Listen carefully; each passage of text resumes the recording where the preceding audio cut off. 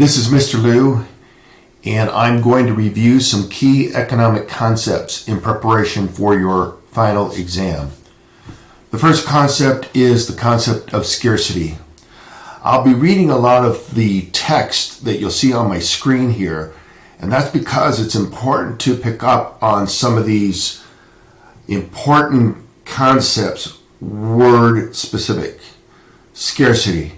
It is the main focus of economics.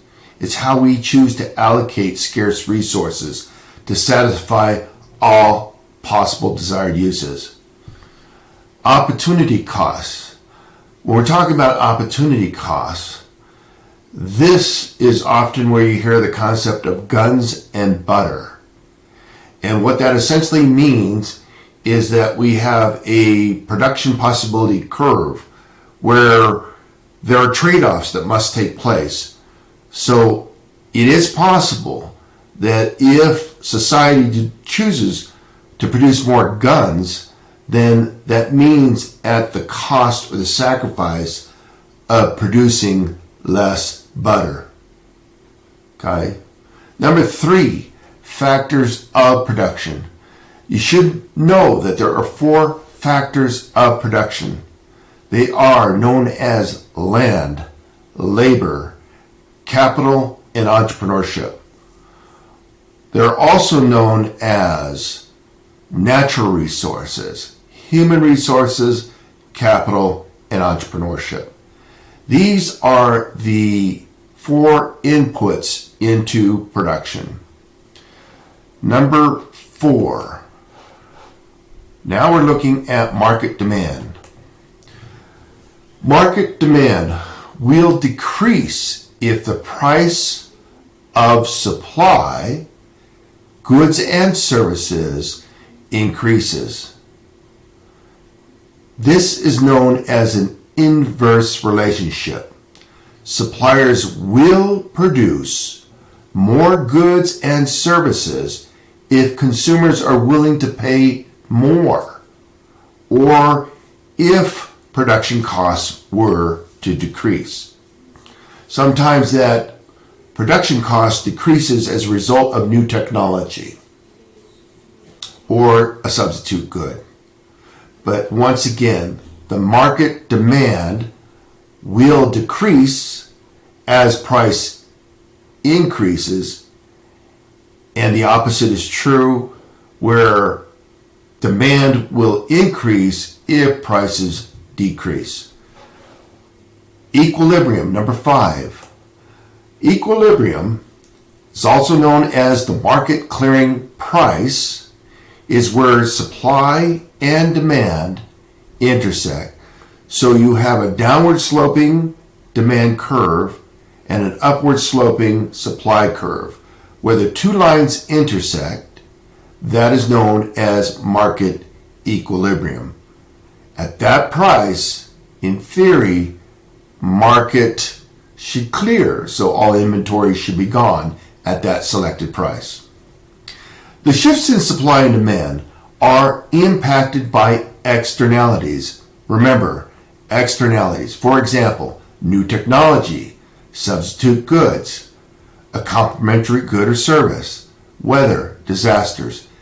These externalities are items which are out of your control, and they can cause a shift, either a left or rightward movement in the supply curve as well as the demand curve. Price elasticity explains reactions in consumption to price changes.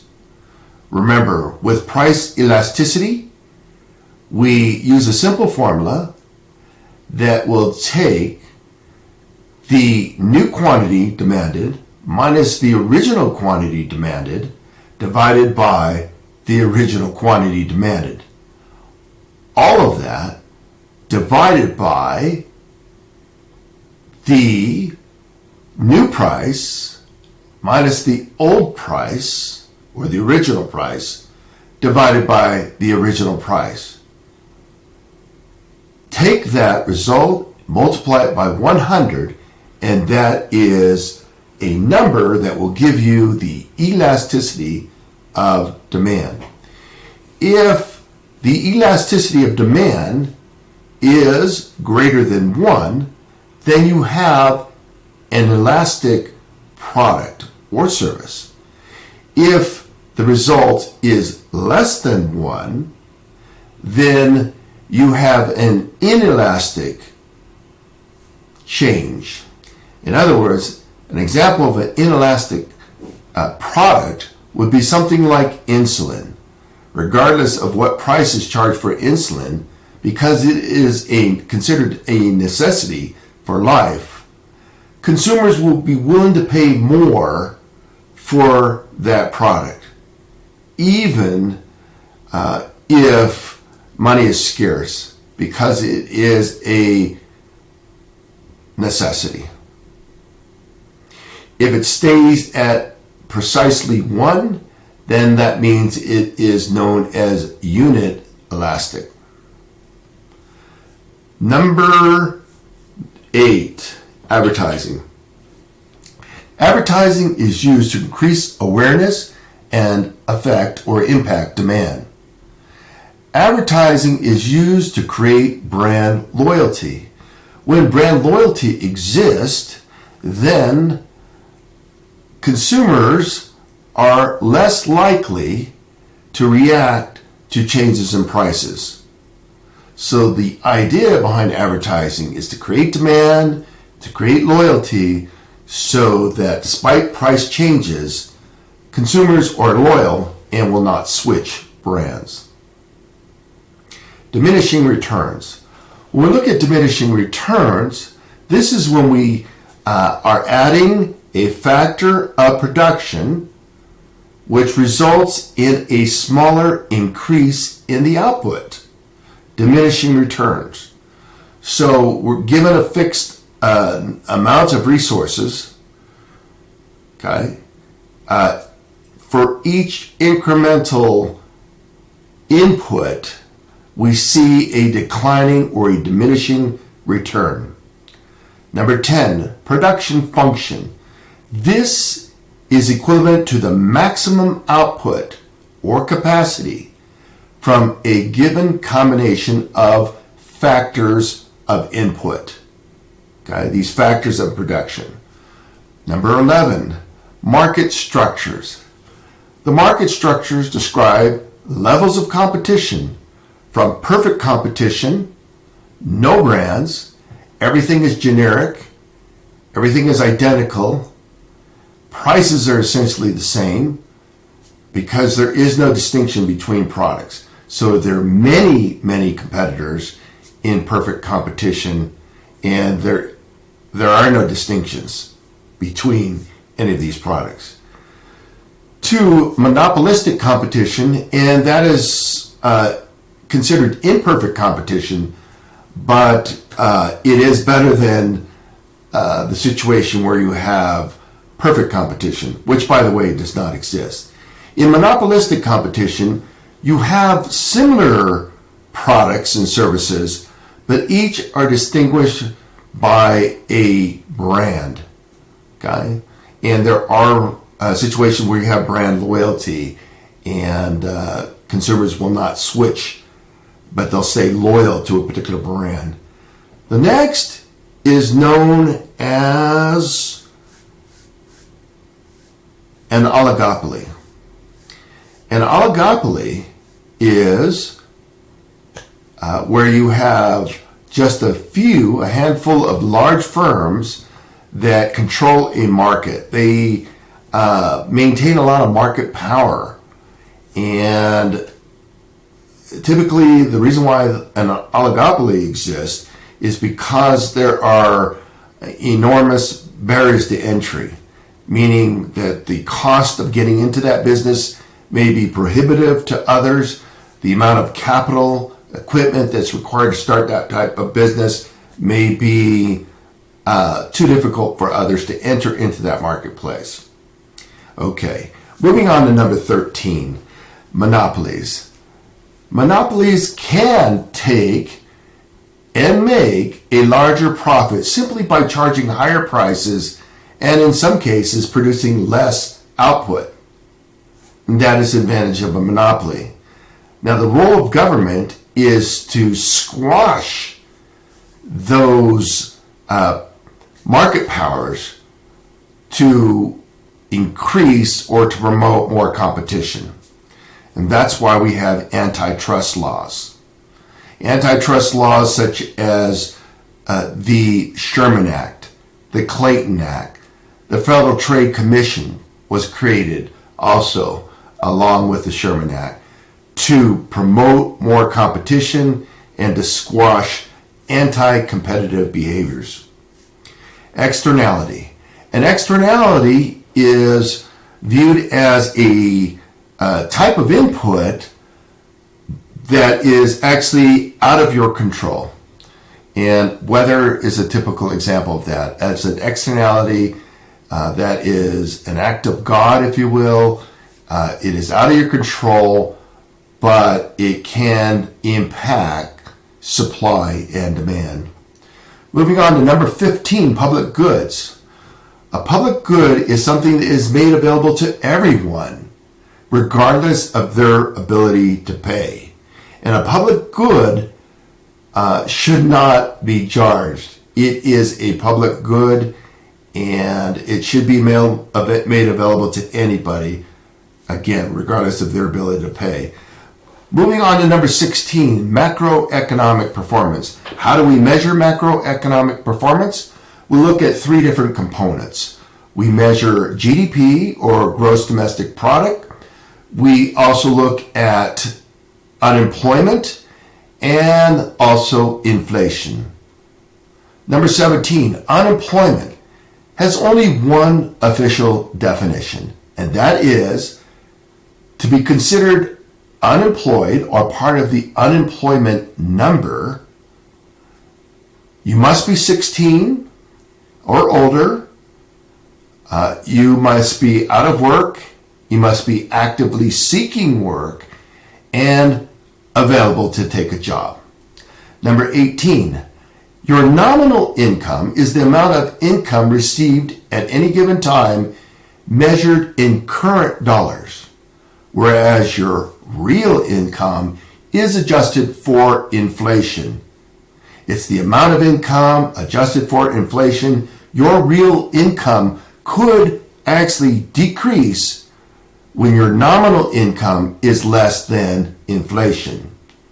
So you may have an example where you receive a pay increase of X percent, but because of inflation, your real income may actually be decreasing. Inflation. Inflation is this increase in the average levels of prices and goods, and this is also sometimes referred to as a consumer price index. And if we are paying more for a basket of goods than we were before, then we're observing inflation. Fiscal policy. Fiscal policy are government, is a type of government intervention where if we see that that the economy is heating up or it's cooling down, using government intervention and government policies, taxing and spending policies, we can see movement, a shift in the curve to the left or the right. And that's through fiscal policy, taxing and spending policy. Fiscal stimulus is an increase in government spending and in taxes, or could be a decrease in taxes. Number 23, functions of money. Well, there are many purposes of money, and they include, number 1, a medium of exchange. Number 2, a unit of an account, And 3, a store of value. That is the purpose or the function of money. Number 24, money supply. Money supply, you have M1, which includes currency, so that could be money that you have on your person, could be money that you have hidden under your mattress, but it is still part of the money supply, M1 supply. It could also be money that you have in your checking account. M2 is something else. It includes money, it includes resources that are not as liquid as M1. Okay? So when you're looking at M2, they're less liquid, meaning they're more difficult to convert to cash. So if you're asked about people that may take money out of their bank account, their checking account, and have that money on their person, there is no change in money supply. It's just what we observe as a change in how that money is being stored. Monetary policy. Monetary policy refers to action taken by the Federal Reserve, and the Federal Reserve has what's known as a dual mandate, and they are specifically to support maximum sustainable employment and stable prices.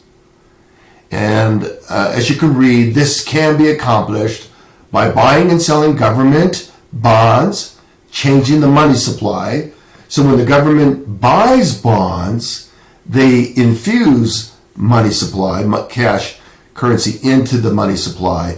And when they sell them, they're taking, selling bonds, they're taking money out of the money supply. 26, reserve requirements. These reserve requirements are decreased the percentage of deposits that must be held in the bank.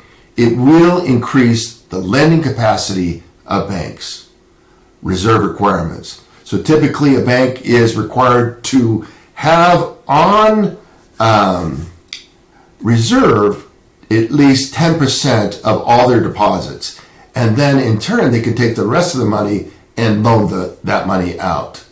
Labor productivity is calculated by dividing GDP, or gross domestic product, total output, by labor hours. So number 27, let's remember, if you have 100 billion in output, total output, and you have a certain number of hours of total productivity, then you take that GDP, divide it by the total hours, and then you get an amount, dollar amount of productivity. GDP per capita. GDP per capita is gross domestic product per capita, per each member of the population. This is also known as the standard of living. Obviously, higher populations results in a lower output per capita. So countries like China and India, just by the fact that they have over 1 billion in population, makes it difficult for them to have a very high GDP per capita. Number 29, the production possibility curve.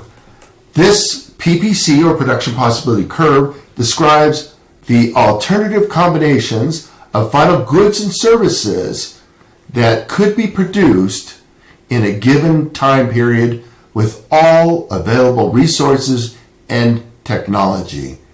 Production possibility curve. And this is where we get this notion of guns or butter. Okay? There are trade-offs that must take place. Number 30, international trade. International trade is a positive thing in that it allows countries to consume beyond their ability to produce these goods and services themselves. And finally, number 31, comparative advantage. This is the ability to produce a specific good at a lower opportunity cost. Opportunity cost is the key word here, than another country. So while we as a country may have absolute advantage, and we may be the best at producing something, you still must take into account comparative advantage, which is a reflection of opportunity cost and which nation which country can produce at a lower opportunity cost? Well, these are things that if you understand them and you remember them, these items will help you in preparing for your final exam. This is Mr. Liu. I am your economics teacher. I wish you well as you take this exam. I have taken the exam and I've done it in about 20 minutes. Now, for you, I would just plan on at least 30 minutes for 30 questions. If you have any questions prior to taking the exam, let me know how I may help you and clarify any questions that you might have. Good luck to you and stay safe.